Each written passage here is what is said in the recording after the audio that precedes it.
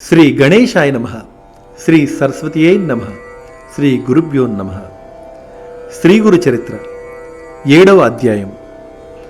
నామధారకుడు సిద్ధయోగికి నమస్కరించి, స్వామి, ఈ గోకర్ణ క్షేత్ర మహిమ ఇంకొంచెం విపులంగా వివరించండి. మన దేశంలో ఎన్నో పుణ్యతీర్థాలు ఉండగా శ్రీపాద శ్రీవల్లభస్వామి ఈ క్షేత్రాన్నే ఎందుకు ఆశ్రయించారో తెలియచేయండి అని వేడుకున్నాడు. అప్పుడు సిద్ధయోగి ఇలా చెప్పడం ప్రారంభించారు. పూర్వం ఇక్ష్వాకు వంశంలో మిత్రసహుడు అను పేరుగల రాజు వేద మార్గ తత్పరుడై రాజ్యాన్ని ధర్మబద్ధంగా పరిపాలిస్తూ ఉండేవాడు. ఒకనాడతడు అడవికి పోయి క్రూర జంతువులను వేటాడుతూ ఒకచోట భయంకరమైన ఒక రాక్షసుణ్ణి చూచాడు. రాజు అతని మీద బాణాలు వేయడంతో ఆ రాక్షసుడు నేలకూలి ప్రాణాలు విడుస్తూ తన సోదరుడిని పిలిచి రాజుపై ప్రతీకారం తీర్చుకోమని ఆదేశించాడు. అతని సోదరుడు తన రాక్షస మాయ చేత ఒక సామాన్య మానవ రూపంలో రాజు వద్దకు వచ్చి ఎంతో వినయంతో అతనికి సేవ చేయసాగాడు. ఒకరోజు రాజు తన ఇంట పితృశ్రాద్ధాది కర్మలకు వశిష్ఠాది మహర్షులను భోక్తలుగా ఆహ్వానించాడు. ఆనాడు ఆ కపట సేవకుడు వంటలో రహస్యంగా నరమాంసం కలిపాడు. భోజన సమయంలో వశిష్ఠ మహర్షి అది తెలుసుకుని రాజుపై కోపగించి, రాజా, నీవు మాకు నిషిద్ధమైన నరమాంసం వడ్డించావు కనుక నీవు బ్రహ్మరాక్షసుడు అవుతావు అని శపించాడు. ఆ ముని తనను నిష్కారణంగా శపించినందుకు రాజు కూడా కోపగించి ఆయనకు ప్రతిశాపం ఇవ్వబోతూ ఉంటే పతివ్రత అయిన అతని భార్య దమయంతి అడ్డుపడి గురువును శపించబోనడం మహాపాపము అని హెచ్చరించి ఆ పాపజలాన్ని తన పాదాలపైనే పోసుకోమని ప్రార్థించింది. రాజు తన కోపాన్ని నిగ్రహించుకుని శాపకల్మషమైన తన చేతిలోని జలాన్ని తన పాదాలపైనే పోసుకుని వశిష్ఠ శాపం వలన బ్రహ్మ రాక్షసుడై పై కారణంగా కల్మషపాదుడు అనే పేరును గ్రహించాడు.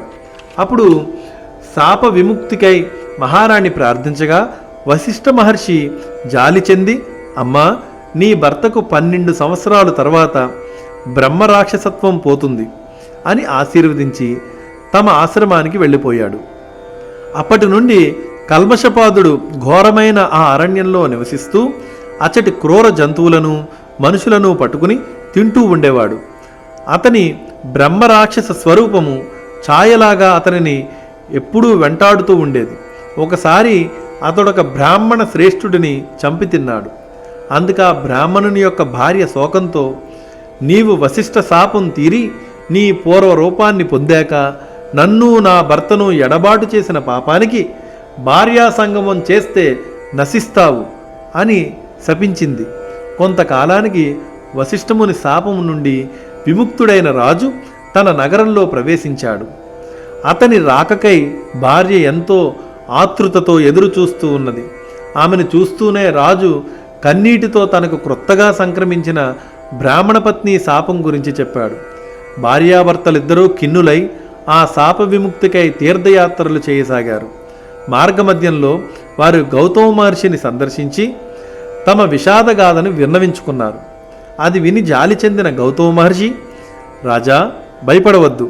పాపాలన్నింటినీ పారద్రోలి అభీష్టాలనిచ్చే పవిత్రమైన గోకర్ణ క్షేత్రం ఉండగా బ్రహ్మహత్యాపాతకు నిన్నేమి చేయగలదు? ఆ క్షేత్రంలోని నీరంతా పుణ్యతీర్థమే. అక్కడ శిలలన్నీ శివలింగాలే. ఆ పవిత్ర క్షేత్రంలో మానవులకు పొందరానిదేమున్నది? ఆ క్షేత్ర మహత్యాన్ని తెలిపే విషయం ఒకటి కలదు. నేనిప్పుడు చెబుతాను, విను. ఆ క్షేత్రంలో మరణించిన ఒక చండాల స్త్రీని కైలాసానికి తీసుకుపోవడానికై శివకింకరులు వచ్చారు. వారిని అడగ్గా వారిలా చెప్పారు, పూర్వము ఈమె సౌదామిని అను ఒక అందమైన బ్రాహ్మణ కన్య. ఆమెకు యుక్త వయసు దాటిన తర్వాత ఆలస్యంగా ఒక పేద బ్రాహ్మణుడితో ఇష్టం లేని వివాహం బలవంతంగా చేశారు. కొద్ది కాలానికే ఆమెకు పిల్లలు కలగకముందే ఆ బ్రాహ్మణుడు మరణించాడు. ఆమె కామవశం చేత ఒక కోమటివాడిని ఉంచుకున్నది. జారత్వం ఎన్నటికీ దాగదు కదా. త్వరలో ఆ రహస్యం బంధువులందరికీ తెలిసి వారామెను వెలివేసి ప్రాయశ్చిత్తం చేసుకున్నారు. అప్పటి నుండి ఆమె నిర్భయంగా ఆ వైశ్యునితో జీవించడం ప్రారంభించింది. అతని దుస్సాంగత్యంతో మద్యపానానికి కూడా అలవాటు పడింది. ఒకనాడు ఆమె కళ్ళు త్రాగిన మైకంలో ఆవుదూడనొక దానిని మేక అనుకుని చంపి దాని తలను మరునాటికని దాచి మిగిలిన దేహాన్ని వండుకొని భుజించింది.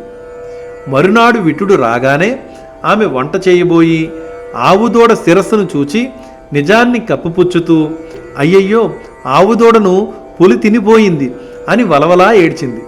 ఆమె ఇటువంటి పాపాలను అనేకం చేసి నరకంలో శిక్షలు అనుభవించి కర్మశేషం వలన ఈ జన్మను పొందింది. ఈ జన్మలో కూడా ఆమె పుట్టుగ్రుడ్డి కుష్ఠరోగి అయి కొంతకాలం పాటు తన తల్లిదండ్రుల చేత పోషించబడింది. వారు మరణించాక దిక్కులేక ఆకలితో అలమటిస్తూ ఒక శివరాత్రి నాడు అందరినీ భిక్ష కోసం యాచించింది. ఆనాడు అన్నం ఎవరూ వండరు కనుక ఆమె చేతిలో కొద్ది మారేడు దళాలు మాత్రం ఉంచారు. అవి తినడానికి పనికిరావని తలచి ఆమె వాటినన్నింటినీ జారవిడిచింది. ఆ బిలోపత్రమంతా ఒక శివలింగం పైన పడింది. అదే ఆమె చేసిన శివపూజ. ఆ రోజంతా తిండి లభించనందువలన ఆ రాత్రి ఆమెకు నిద్ర రాలేదు. ఈ విధంగా ఆమె ఉపవాసము జాగరణ కూడా చేసినట్లయింది. ఆ రోజంతా ఆమె శివనామ సంకీర్తనం విన్నది. తెలియక చేసిన ఆ వ్రతం వలన ఆమె పుణ్యాత్మురాలైంది. ఇప్పుడు ఈమెను కైలాసానికి తీసుకురమ్మనమని మమ్మలను శంకరుడు పంపాడు అని చెప్పారు శివదూతలు. అప్పుడు ఆ శివదూతలు ఆమె మృతదేహంపై అమృతం చల్లి దేవ విమానం మీద ఆమెను కైలాసానికి తీసుకువెళ్లారు. అబుద్ధిపూర్వకంగా చేసిన ఆమె వ్రతానికే ఇంతటి ఫలితం ఉంటే ఇక మీరు బుద్ధిపూర్వకంగా చేసేటువంటి ఫలితం చెప్పతరమా?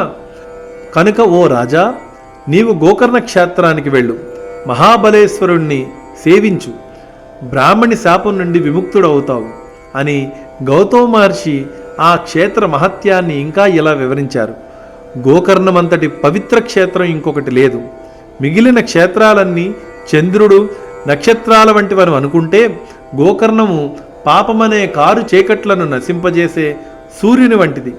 ఆ క్షేత్ర దర్శనము స్మరణము వలన సర్వ పాపాలు నశిస్తాయి.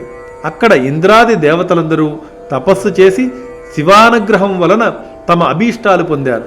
అక్కడ మహాబలేశ్వరునికి బ్రహ్మ, విష్ణువు, ఇంద్రుడు, విశ్వదేవతలు, మరుద్గణాలు, సూర్యచంద్రులు, అష్టవసువులు తూర్పు ద్వారంలోను, యమధర్మరాజు, చిత్రగుప్తుడు, అగ్నిదేవుడు, ఏకాదశ రుద్రులు, పితృదేవతలు దక్షిణ ద్వారంలోను, వరుణుడు మొదలైన దేవతలు పడమటి ద్వారంలోను, కుబేరుడు, భద్రకాళి, వాయుదేవుడు, సప్తమాతృకలు ఉత్తర ద్వారంలోను, విశ్వవసువు, చిత్రరథుడు మొదలగు గంధర్వులు నిత్యము నిలిచి ఆయనను ఉపాసిస్తూ ఉంటారు. కశ్యపుడు, అత్రి, వశిష్ఠుడు, కణ్వుడు మొదలైన మునీశ్వరులు, కృతయుగంలో విశ్వామిత్రుడు, జాబాలి, భరద్వాజుడు మొదలైన మహర్షులు, సనక సనందనాది బ్రహ్మ మానసపుత్రులు, నారదాది దేవర్షులు, సిద్ధులు, సాధ్యులు, మునీశ్వరులు, యతులు నిత్యము గోకర్ణేశ్వరుణ్ణి ఉపాసిస్తూ ఉన్నారు. రావణుడు మొదలగు రాక్షసులు కూడా ఆ క్షేత్రంలో తపస్సు చేసి శివుడి నుండి వరాలు పొందారు. కనుకనే ఈ క్షేత్రంలో చేసిన తపస్సు, ఆధ్యాత్మిక సాధనలు 1,00,000 రెట్లు మంచి ఫలితాలు ఇస్తాయి. అప్పుడు ఆ రాజు భార్యా సమేతంగా గోకర్ణం వెళ్ళి మహాబలేశ్వరునికి నమస్కరించి సేవించి శాప విముక్తుడయ్యాడు. కనుక ఓ నామధారక, ఎందరో సజ్జనులకు ఆశ్రయమైన ఈ గోకర్ణ క్షేత్రం వారి తపస్సు చేత ఇదివరకే పరమ పవిత్రమైంది. అందుకే గణపతి అక్కడ శివుని యొక్క ఆత్మలింగాన్ని స్థాపించడం జరిగింది. దీని కొరకే సాధు జీవనుడైన శ్రీపాద శ్రీవల్లభ స్వామి కూడా ఆ క్షేత్రాన్ని దర్శించి అక్కడ 3 సంవత్సరాలు ఉండి ఆ క్షేత్ర మహత్యాన్ని పునరుద్ధరించారు. తరువాత ఆయన కృష్ణానదీ తీరంలో కురుపురానికి వెళ్ళి అక్కడ తమ స్థూల రూపాన్ని మరుగుపరిచారు. శ్రీ దత్తాయ గురవే నమః. శ్రీ శ్రీపాద శ్రీవల్లభాయ నమః. శ్రీ నృసింహ సరస్వతియే నమః. 7వ అధ్యాయం సంపూర్ణం.